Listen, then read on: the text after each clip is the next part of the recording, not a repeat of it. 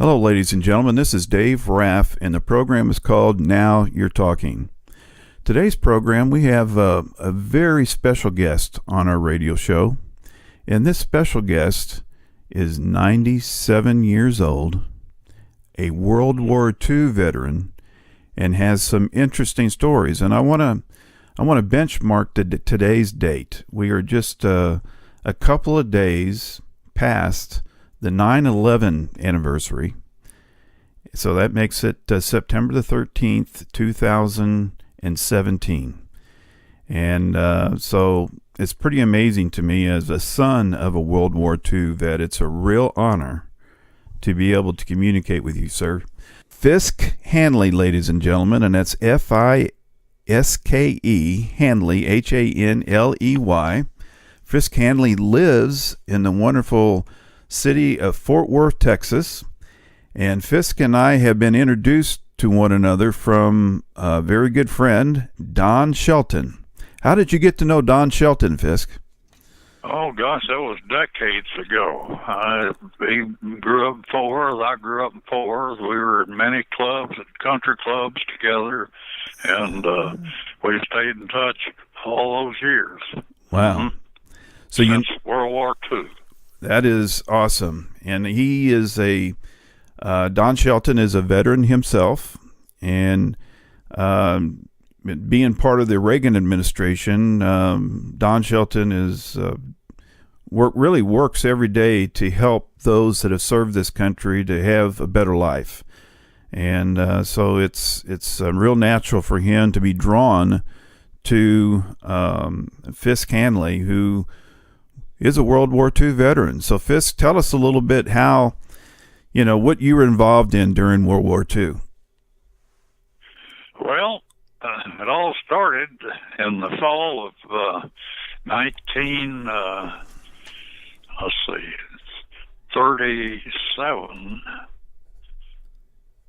I believe that's right. No, that's wrong. 1938, when I graduated from high school and went to college. And then in 1943, I was a senior at Texas Tech University, and I got this official letter from the U.S. government saying, "Welcome. You have been selected to serve in the U.S. Armed Forces in World War II." And I wanted to graduate in the spring of 1943. This was in the fall of 42.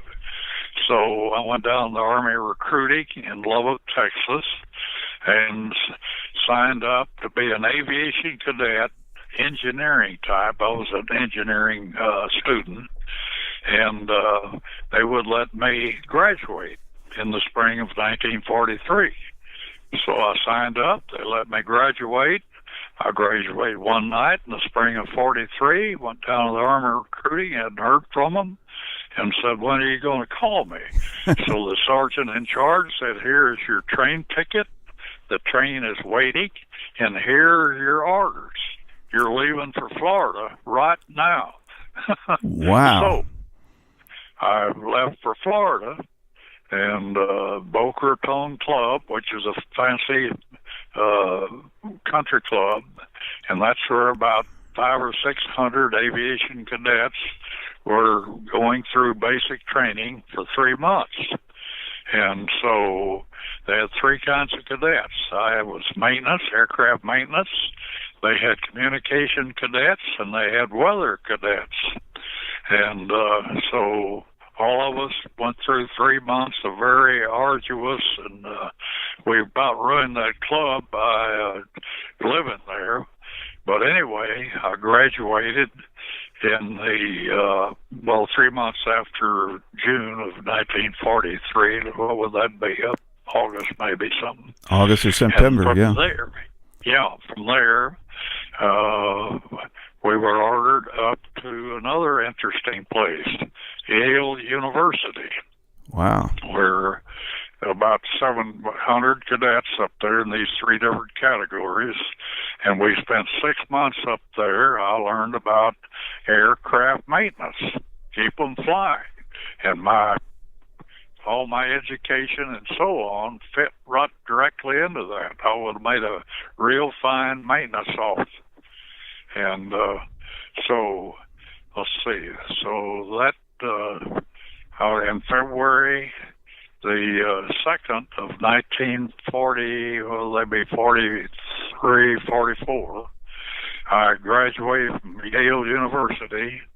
But before that happened, a few weeks before, 20 of us engineering-type cadets were picked to go and be flight engineers on the new B-29 heavy bomber, twice as big as a B-17 or B-24, and we said, "What's that?" Because it hadn't flown yet. But anyway, this had to have a flight engineer keep the engines running while the airplane commander flew it. So we were, after graduating as second lieutenants, we were sent up to Boeing Seattle's factory up there where they were starting to build the B-29. And while we were up there for 3 months, learning all there was to know about what the B-29 was and all about the engines and all of that, how to keep it flying in the air. And while we were there, the chief Boeing test pilot, Eddie Allen, in a test flight, crashed and killed the whole crew, including himself.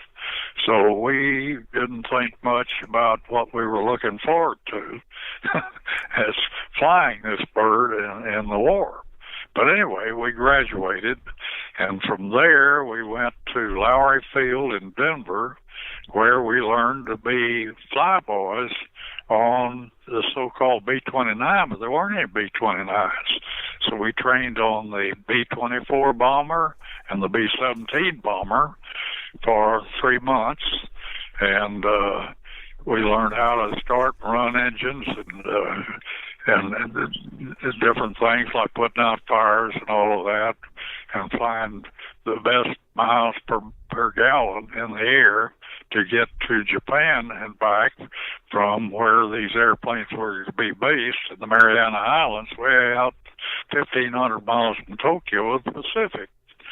So we graduated there. Let's see, when was that? That was, I guess, in August of 1944.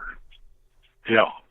And so we, 20 of these first ones, about 20 of us, were sent to different airfields. There weren't any B-29s around. We were sent to these airfields where the people were flying to learn to fight the war B-29s, but we flew in B-17 bombers. B-17 was a good airplane, did a good job at Europe, and so on. So my group that I was in, about 10 of us, I guess, went to a place called Fairmont, Nebraska, 60 miles west of Lincoln, and the 504th Bomb Group was based there, and I became a flight engineer in the 398th Squadron of the 504th Bomb Group, commanded by Colonel Hanley from Texas, and we started training in the B-17, flying and dropping bombs and navigating and over the ocean and so on, and how to hit the heart target, and our gunners learned how to shoot the guns on there, 50 caliber guns, a whole bunch of them, and so we could stop the Japanese fighters from shooting us down. So we trained up there for 3 or 4 months, no B-29s, and so we finished our training, and while we were in training, one of our squadrons was taken away by Curtis LeMay, who, by the commander of the Air Force, General Arnold, was given a secret assignment of using B-29 to fly some secret missions and bomb Japan. So he was told to pick the best squadron in the whole Air Force. He came to Fairmont, Nebraska, picked our 393rd Squadron and took it to Wendover, Utah, where the people that we knew were out there training out in the boondocks in Utah, and we completed our training with 2 squadrons. I was in the 398 Squadron, and we had the 393rd Squadron, there, or 421st Squadron, excuse me. So we finished up, and so it was about time, let's see, that was just before Christmas of 1944, and so a couple of B-29s were flown into our base, and we were given a few hours in the air in these B-29s, first time we'd ever flown in one, and so we did pretty good. We didn't crash any, and our gunners practiced shooting guns, and we navigated all the way down to the Gulf of Mexico from up there in Nebraska and got down there and back okay.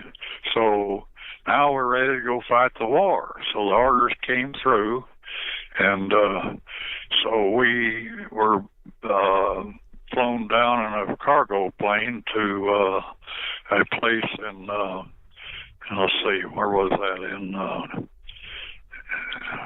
Harrington, Kansas. And that was our fly-off base for going overseas. And we were given a brand new B-29 as ours. My crew, 11-man crew, was commanded by a second lieutenant just like me. And so there were 5 officers and 6 enlisted men, the gunners, navigators, and radio operators, so on. So we took off in our B-29 just before Christmas and headed to somewhere, Pacific. So as we flew, we'd flown this B-29 just short flights, an hour or so out of Harrington there. But in flying out, our next stop was Sacramento, Mather Field there. And we didn't make Mather because the airplane shook so bad that it shook our radio antenna off, and we had to not crash land, but make an emergency landing at Albuquerque, and in the just around Christmas time, and had to get the airplane fixed. Got a Boeing representative in there because maintenance people never seen a B-29 at that air base we were in, Air Force Base, and so Boeing representative kept working on it and finally found out that the cooling flaps on the engines were not hooked up right with springs, and they would float open more and blank out the tail aerodynamically, and the airplane just shook. So I said, well, there must be other airplanes that Rosie the Riveter put these springs in wrong on the engines. And he said, yes. I said, well, you need to get that word out all over the Air Force, and to make sure you got it fixed, you're going up and fly with us. So we went up, flew around for an hour or so, and it was smooth. So he fixed our airplane. Good. That was one of the debugging things that the B-29 was going through, bad engines and bad hydraulic systems, landing gear, and so on. So anyway, we took off, flew to Mather Field, and landed and got ready to go overseas. So we staged for overseas out of that place out in Sacramento, California. And the operations officer for the 398 Squadron flew as a passenger on our airplane. We were happy. He was a major, high ranking. So we took off just a little bit after Christmas and headed west. And our orders said to fly let's see. Well, I had been told that we were going to be based on Tinian, but our order said land on Saipan in the Mariana Islands. Of course, we didn't even know where the Mariana Islands was. So we took off and we flew to Honolulu, landed at John Rogers Field now at the International Airport of Hawaii today. And so when I got the engine shut down as a flight engineer, I climbed out, and there were about 100 mechanics out there that had taken the cowlings off, and the engines were stripped down to where they could work on them. And the whole airplane, Bombay, over 100 men were out there working on these. And I was a maintenance officer, so I knew that they shouldn't be out there. So I found the man in charge, the crew chief, and I said, "What in the world are you doing?" He said, "Lieutenant, get out of our way. We're getting your airplane ready to fight the war." And I said, "It's ready to fight the war." "No, it isn't." So we got a 2-week vacation in Hawaii while these people rebuilt our airplane, and that was nice. So while I was there, a fellow from my Texas Tech college was on the general staff, and he's the one came down and visited with me, and I guess he's the one told me we're going to be based on Tinian. So asked him where that was. He said, "I don't know, it's out in the Pacific somewhere."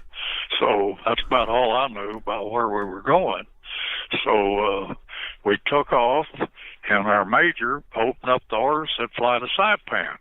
So my friend was wrong, so we flew island hop, because the B-29 could fly 3,000 miles without refueling, but we didn't fly that far. We fly about 1,000, 1,500 miles and hit all these airfields out on the islands west of Hawaii over to the Mariana Islands, which is like 10,000 miles from Hawaii. And so we instead of landing at Tinian, where we were supposed to, we landed on Saipan, where our orders read. And when we landed, there were a lot of brass colonels and so on took our airplane away. Now, this is our airplane, had been assigned to us, and I had made sure it was ready to fight the war, and we lost it. And we were put on a Warrior B-24 bomber and flown 3 miles to Tinian Island and landed there, and we got there on the 12th of January, 1945, ready to fight the war. We didn't have an airplane. We started flying practice missions and anybody's airplane in our 2-squadron group, and we practiced bombing Truk Island, big Jap naval base, sank several ships. Then we practiced on Iwo Jima Island. We bombed it on the 24th of January. The Marines didn't invade it till the 19th of February, so we were getting it bombed out before the Marines came in there. And our target was the main airfield. It had 3 airfields, and we missed it. We were bombing at 25,000 feet, just like the missions. All the missions over the Japanese islands are high up, so they try to avoid Jap fighters and ground artillery. So we were up there, and a B-29 could carry 20,000 pounds of bombs, but we were only carrying 4,000 pounds because that's just the way the Tokyo mission, 3,000 miles, 1,500 miles up, 1,500 miles back to Tinian. So here we flew up there and blew up this airfield, but 80% of our bombs hit out in the water and killed fish. 20% hit the sandy beach. I looked out my window, and this mission was no good. And that's where General May, head of the 20th Air Force, with 5 wings. We were in the 313th wing. There was a wing over in China, 2 wings on Guam, and 1 wing on Saipan, our wing. So there were a lot of B-29s flying. They hadn't been doing any good, not hitting anything. But on Tinian, we discovered, LeMay West discovered jet stream winds of 100, 150, 200 miles an hour. So that's why we missed. So that's no good. B-29s were set up to win the war, bomb Japan out of it. So we were wondering what LeMay's going to do. Of course, we bombed truck. Like I say, we sank a couple of ships up there with our 500-pound bombs. But on Iwo Jima, these bombs that we dropped, I didn't know it, but I've made a lot of Marine friends in that invasion on the 19th February, where our bombs that hit that beach made foxholes. 500-pound bombs made a bunch of foxholes, and when they invaded on the 19th February 45, we saved their lives. So we were heroes to the Marines on Iwo Jima. I'm still proud of that fact. I'm an honorary Marine. So anyway, that's how we got in the war. And then we started bombing Tokyo. I was on the March 9th mission, the first incendiary raid. This is what LeMay did. Instead of bombing at high altitude, he brought us down to 4,000 to 6,000 feet with a full 20,000-pound bomb load, incendiaries, individual airplanes at night, 4,000 to 6,000 feet. And I went on that mission, 9th of March 1945, and we burned Tokyo to the ground. We killed more people than either atomic bomb, over 100,000. And we bombed Tokyo, Osaka, Nagoya, and Kobe, and destroyed all those cities. So, and we killed millions of people, and not good, but that's the way you win wars. So the wars beginning to come to an end, and then I got shot down on a cinch mission to the Shimonoseki Strait, the main waterway Japan had in the islands, and we were dropping naval mines to bottle up the Japan harbors and everything, and starve the Japanese into submission. So anyway, this is the cinch mission, no flak, no anti-aircraft, and no fighters. But the Japanese knew and had broken our code, and were going to oppose the upcoming landing on, let's see, this is March 27th, on April 1st of Okinawa. And here's the main units of the Japanese Navy down there in this Shimonoseki waterway. And that battleship, bigger than any we had, 18-inch guns to 16-inch like we had on the battleship, and they shot us down. And all four engines on fire, the bomb bay on fire. I'm trying to keep the engines running till we get out to sea. And the Navy had airplanes and submarines out there to pick us up, so I'm trying to do that.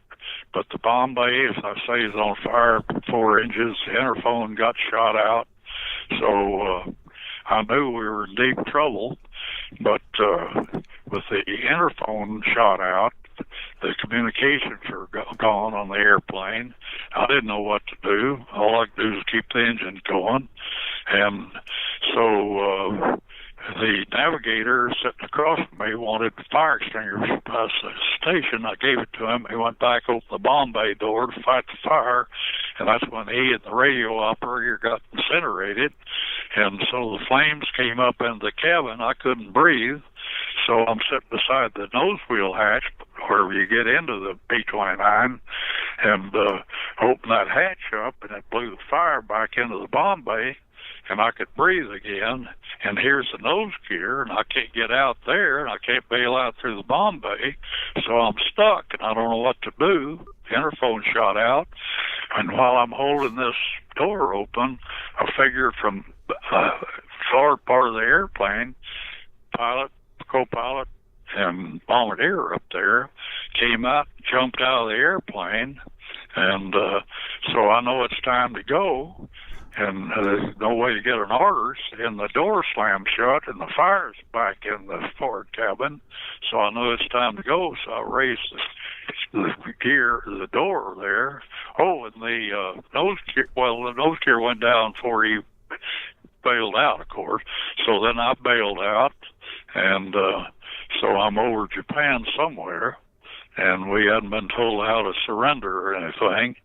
So all I could do was get my parachute open, which I did, and it was at night, and I was floating down, and that's when I got captured. I've talked a whole lot here, so maybe too much. So tell me what. So I became captured. All B-29 prisoners. There were over 2,000 lost over and around Japan. Less than 200 came back. We were classed special prisoners to be tried and executed for killing women and children. And I didn't know this. We didn't get any feedback. Didn't know how to surrender. Had a 45 under my shoulder, but I kept it in place. Went down, and the rice farmers down, I happened to be over an island there, and a little island in the river, and that's where I got captured. They tried to kill me, but a Japanese policeman saved me, knocked him down several times, and I got captured on the 27th of March, 1945. So now I'm a captive, so I'm going to stop here and see what you want to hear from here on. I'm just blown away. Wow. I'm lucky to be alive. You're lucky to be alive, and there was a lot of challenges in the very beginning stages of this B-29, which I pulled that up on the internet, and it's a large airplane. You mentioned that it's twice as big as the B-24, and the B-24 was a four-engine plane. Well, so, it's twice, 230-foot wingspan. B-24 is about 110. Yeah. So, and I also, I'd like to say, I came back. I couldn't sleep at night after I got liberated on, August the 29th, 45, by Admiral Halsey and his fleet in Tokyo Bay from Camp Amori, which the movie Unbroken's about. I'm in the movie. And so anyway, I'm just lucky, and I wrote this book right after I got liberated, and because I couldn't type it on my college typewriter, and this is post-traumatic stress syndrome, which no one knew about back then. But as I typed this out totally, get it out of my mind, my stress went away. So I did something that which the doctors know how to treat now. So now I'm free, and I went back to civilian life and went to work for Gonfair, flew B-36s. So I've had an aviation life, and I'm a survivor is what it amounts to. So there. You were at the crosshairs of death many times in that times period, which I think you mentioned that started. You got on the train and headed towards Florida. What was that date again? That was in 1943, wasn't it? That was 43, yeah, spring of 43, June. End of May or June. Mm-hmm. Okay, so then you got training 43. There down in Florida. Then you went up to Yale University. Yep. And then from there... Glenn Miller was up there. He was head all Air Force band, so we had some real good music up there. Wow, that's big time name in those days. I know some of this is really hitting home for me, like we talked about yesterday, because my father was in the Navy during World War II. He was on the North Carolina battleship, so he was. Mm-hmm. I think he was pretty close. I don't want to say where he was exactly. I need to look it up. But you were in the war to the very end. Whenever you're bombing Japan, and your B-29 was he in the Pacific? He was on in the South Pacific in WW2. So he probably worked for Halsey then, Admiral Halsey. Wow. He might have been there when I got rescued. Well, he may. My father's been dead for a lot of years. He died when he was 54, and if he would be alive now, he would be 91. So, so it's been a lot of years ago.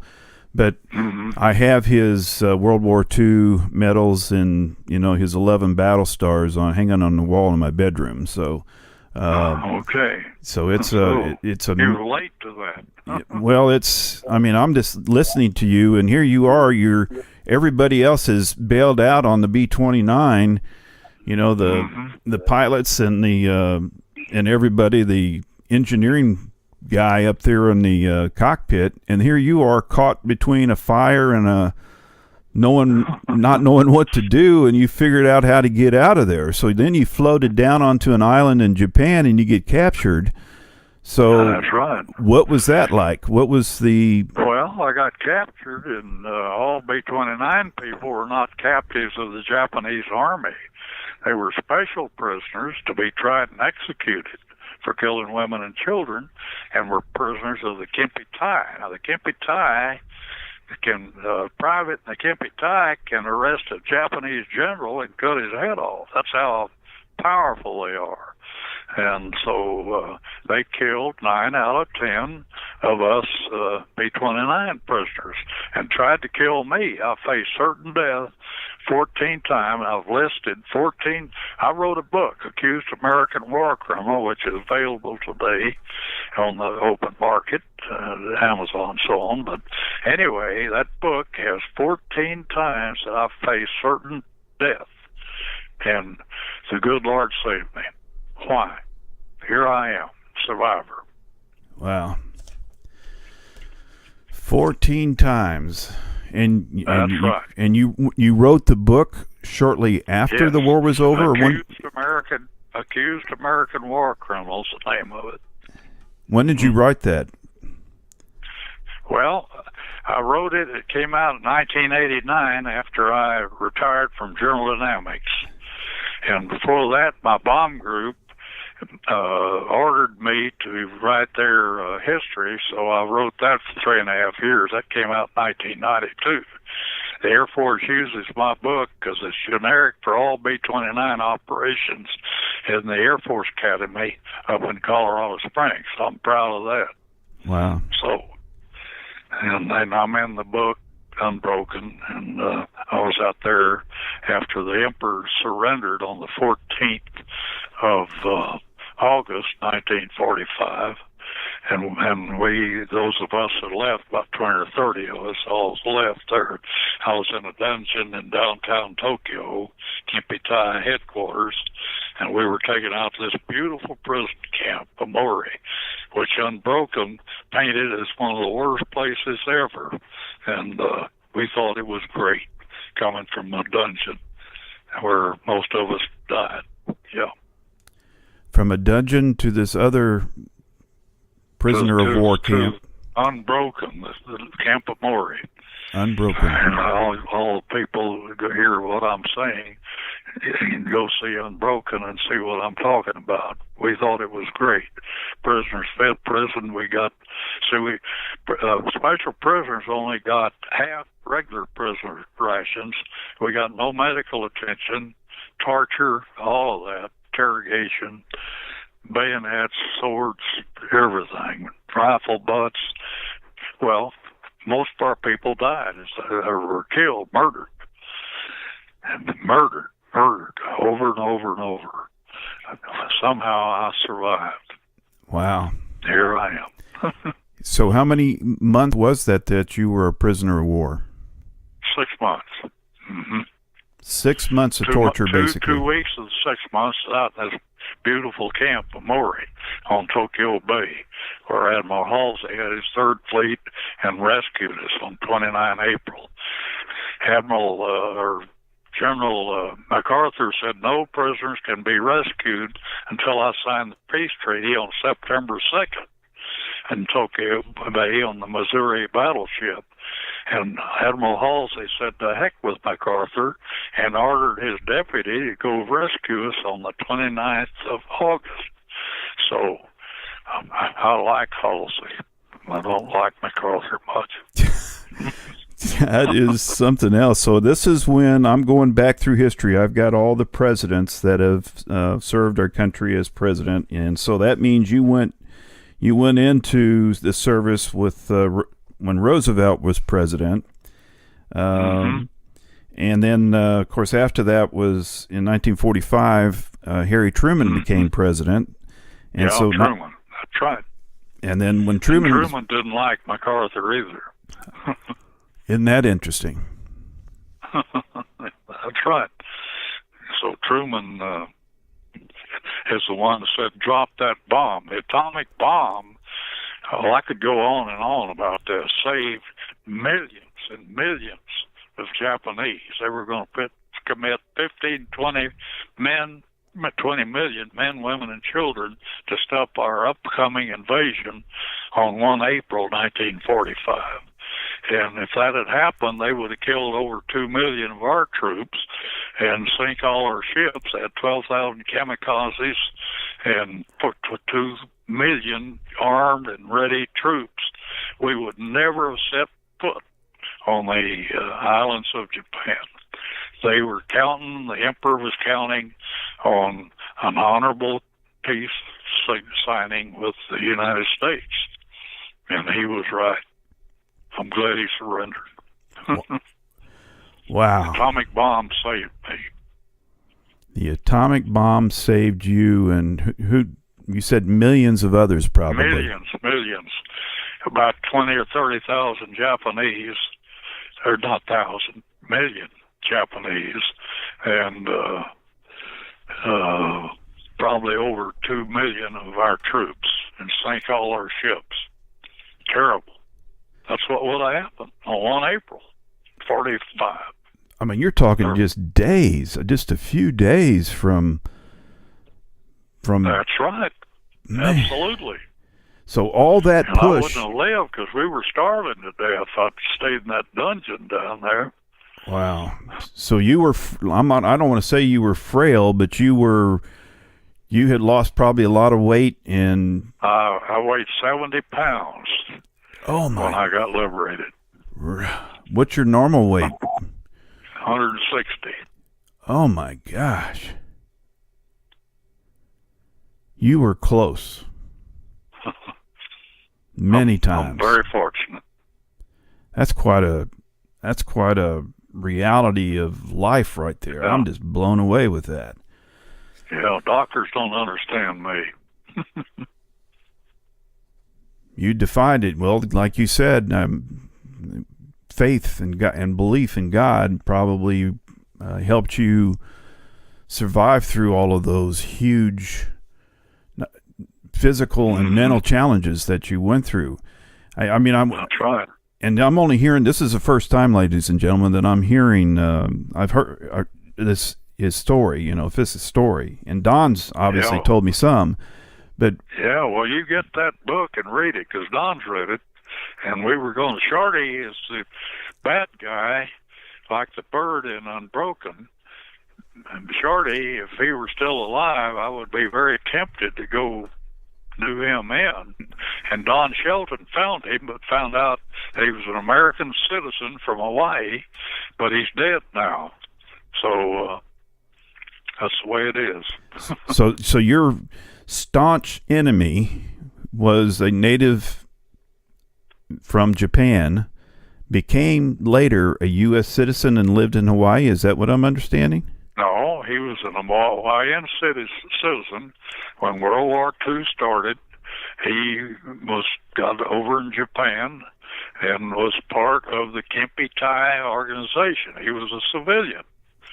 And, of course, he was in charge, like the bird was, out at Camp Amori and Unbroken. And he killed, murdered, tortured, and allowed to die, starved to death.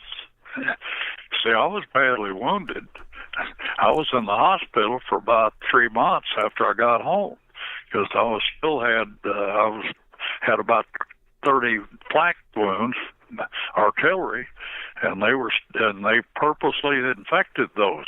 Shorty did, and our medics kept me alive. There's still something here that's not clear in my brain, and Shorty is a civilian that was that worked for or was part of the Japanese.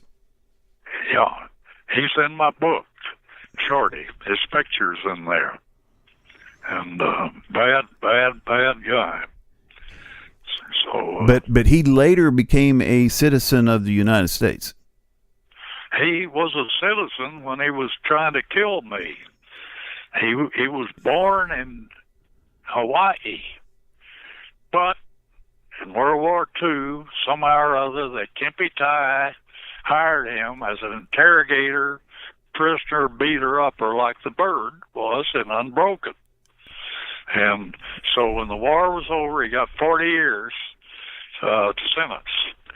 And when MacArthur left, he turned all those people left alive still that were sentenced with the 40 years. And this American went back to Hawaii, became wealthy, had a couple of children, and then died. That's what Don Shelton was looking for him, because Shelton and I were going over there looking for him and do something. And there's a book based on my book, called The Special Prisoner, written by a presidential, I've forgotten his name, but it's called The Special Prisoner. Like C. Sal was a special prisoner. And it's fiction, and that book's available too on the market.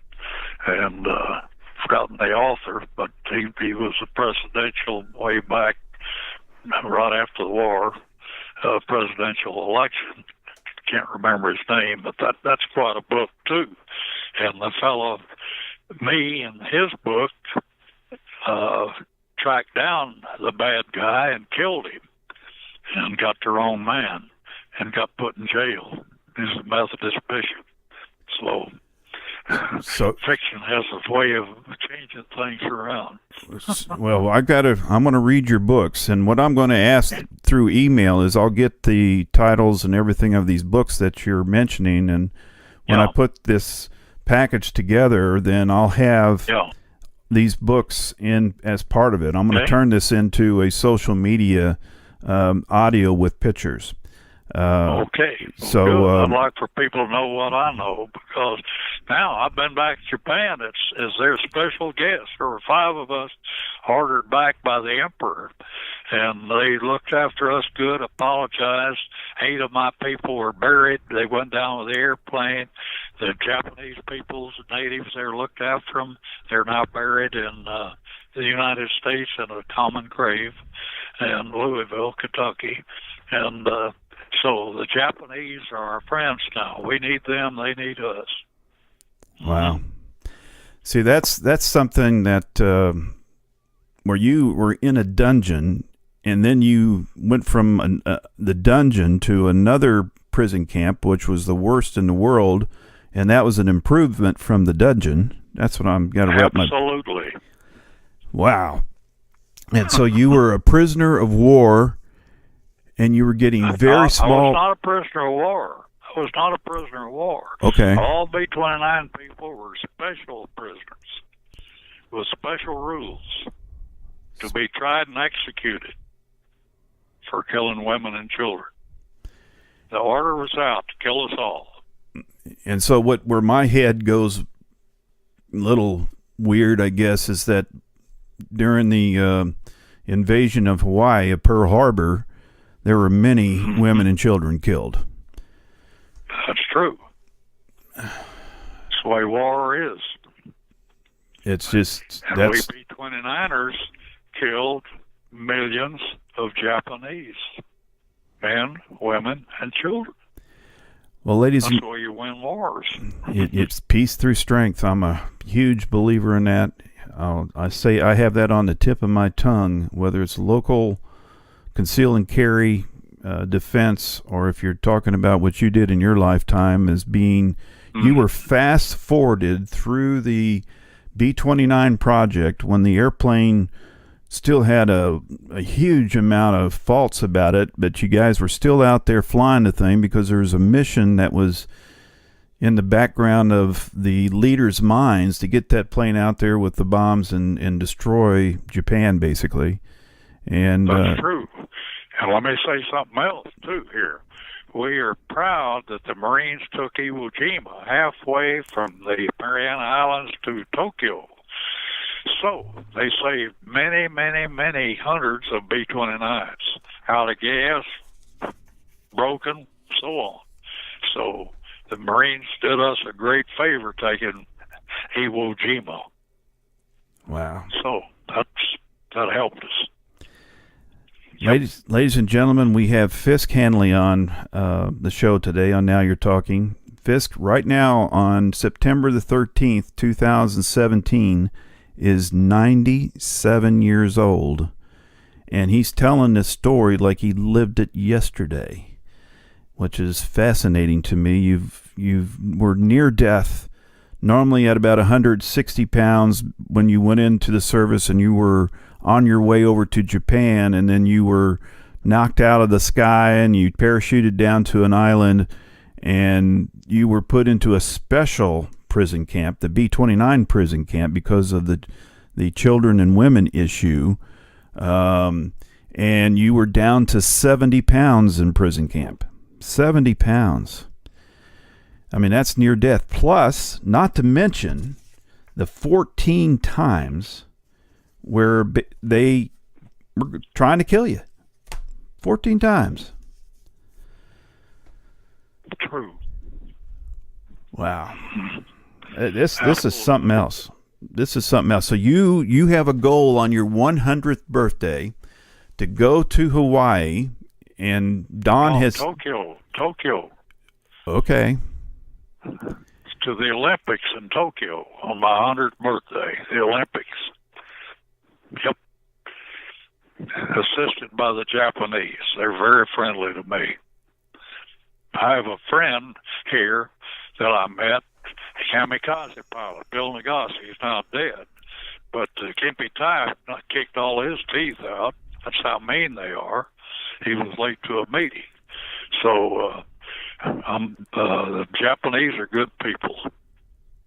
It was just the emperor, the way the warrior type Japanese did World War II. They were going to take over the world. That was their plan. Yeah, and they had a pretty good plan, didn't they? I mean, of course, their military men basically committed suicide, and that's what my father. They fought to the last man. You bet. My father had those planes flying towards his battleship. You know, he and his fellow crewmen on the North. Yeah, sure. So, I mean, that's a brutal war. Is just brutal. Period. And there's a lot of different what our military men and women have gone through. Mm-hmm. And I don't know. Has Don told you about his brother that recently passed away, Jerry? Yes. Mm-hmm. Okay, you know about what he did in his career in the Army for the United States of America. I mean, it's just amazing what that man has done too, and Don himself. I mean, he was left for nothing, you know. So sure. Another point I want to make too is that those people that were pulled out with the 393rd Squadron dropped the atomic bomb. They were from the 504th Bomb Group, worked for Paul Tibbets, dropped those two bombs, atomic bombs, and that ended the war. The emperor gave up. His military did not want to give up. But the emperor surrendered, and that's when we were saved. Well, it sounds like to me that your crew, the airplanes and your squadron, you put major bruise and hurt on Japan, okay? Major. And then here comes the atom bomb, and that basically took care of business. And that was all in a short period of time, wasn't it? Very short. See, I got over there on January the 12th, and the war ended on August the 14th. That's when the emperor surrendered. That's not too many months. And you were in prison. You were in special prison, the B-29 prison. Not B-29. I was in a dungeon in Kempe Tai headquarters. They were in charge of these awful military, not military, they were special intelligence. They'd broken our code. They knew everything we were doing. Special people. And they were in charge of killing us B-29 people. Wow. And then Kippy-Tie. See, Camp Amore, where Unbroken is you see the movie, there was one Kippy-Tie guy, they wear armbands in this whole prison there, had about 700 Allied troops in there, prisoners, and all these Japanese guards are scared to death of this one Kippy-Tie soldier that somehow was stationed there to make sure they did right. Wow. Amazing. Read my book. It'll tell you about it. Well, I'm going to order it as soon as I get off the line with you, and I hope our audience does too. This, and here again, what I'm going to do, Fiske, is I'm going to set this up to where people can listen to this on the internet and on what they call social media. It will be available on my website, which is ReaganRadioNetwork.com. Well, books are available on Amazon. I've got a few here. Paperbacks are $30. Hardbacks are $35. They're published up in Vermont right now. Forgotten the name of the company, but they're available for the people who want to get them. If you want one, I'll mail you one. You can pay me. That sounds like a plan to me. Well, okay. Fiske, anything else you would like to say before we call this a show? No, I'm just glad you recorded this because I speak to children, particularly, and military people and civilians, and they are very interested in how the war ended and why. Well, there's one more part that's just intriguing me is, you're 97 years old. You're going to be 100 years old here in 3 years. And you have a goal of going down to the Olympics in Japan, which you are friends with Japan now, with everything that you have gone through in your life. Absolutely. Are there any other people on this planet that is part of what you went through? Are they any others still alive? Do you know of? The B-29 people that were special prisoners. See, B-29ers were not the only special prisoners. There were a few other ones. Pappy Boynton was one of them. And so there are a few. They're mostly all dead. I guess there's less than 100 total of Japanese prisoners that are still alive. And there were less than that. if I remember this correctly, and correct me if I'm wrong, but there were over 2,000 prisoners at one time, and when the war was over, there was only like 200. That's right, B-29ers. Yep. And the order was out of Imperial Japanese headquarters to execute all prisoners when the invasion started. Boom. Wow. And I knew when the invasion date was. April 1, 1945. That's when I would die. I knew that date. I didn't tell anybody else about it. My friend from the general's headquarters told me that on the way overseas. April 1st, 1945. Invasion of the Japanese home islands. Well, Operation Olympic, Kyushu Island. Solid Japan. After all, you got back and you settled down a little bit, and I know it was quite a while before you truly settled down because I'm hearing, the war ended in 1945, and then you didn't write your book until the 1980s sometime, and then you wrote another one that was in the 1990s. Well, I didn't talk about the war at all after I wrote that in 1946 when I got home. Put it in the file, it stayed there. So after I finished my bomb group book and retired from General Dynamics in 1989, I pulled that file out, published it. 1989 is when the Accused American War Criminal came out. It's now available to the public. Wow. That's important note to know, ladies and gentlemen. That's it's the more that I think about your situation, the more amazed I am because of all the many challenges that were associated. I mean, you had the crosshairs of death on your back many times. And I was in front of a firing squad one of those 14 times, the bullets in the barrel and a fresh dug hole in front of me. They didn't pull the triggers. Why not? Holy cow. It's in the book. Well, I think there's going to be a huge thirst for folks to read your book. Yep. And I have a good friend upstairs. Well, like you said earlier, I mean, it's the youth that really don't understand true history. I mean, I haven't heard this part of history before. Okay, this is new to me, and I'm 61 years old. So I'm a student of. You're educating us. Okay, well, my book is the only one that I know of its type. Yep. Unbroken, written by Laura Hillenbrand down in Houston, is about Camp Murray. But this is worse.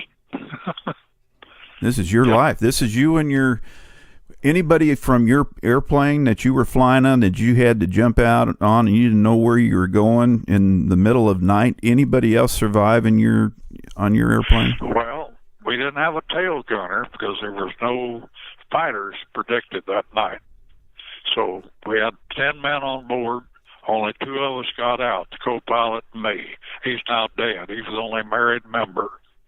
So 8 of them went down with the airplane, common grave up in Louisville right now on account of the Japanese, the good Japanese, preserved their bodies. And when the war ended, well, I went over to their, they paid for my trip over there, special, in a Buddhist temple, where they dedicated a memorial to these 8 people. I'm very impressed. I've got, wow, good people. Okay, Fiske. Ladies and gentlemen, Fiske Hanley, 97 years old on this date, September 13, 2017. We just got a really interesting and fascinating and in many cases terrifying history lesson today. Thank you for what you've done for the United States of America, Fiske Hanley. Thank you, sir. Well, thank you for saying so. Mm-hmm. You bet. All righty. Take care. Wow. Keep them flying. Keep them flying. And Semper Fi to the Marines. Absolutely. Thank you, sir. Right on. Thank you.